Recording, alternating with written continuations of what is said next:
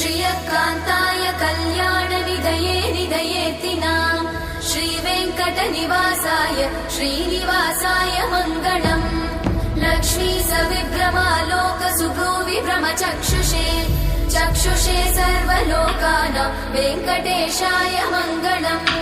श्रीवेङ्कटाद्रिशृङ्गाग्रमङ्गलाभरणाङ्गये मङ्गलानां निवासाय श्रीनिवासाय मङ्गलम्।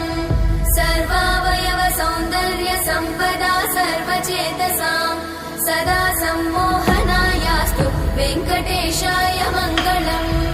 नित्याय निरवध्याय सत्यानन्दचिदात्मने सर्वान्तरात्मने श्रीमद् वेङ्कटेशाय मङ्गलम्। स्वतः सर्वविदे सर्वशक्तये सर्वशेषिने सुलभाय सुशीलाय वेङ्कटेशाय मङ्गलम्।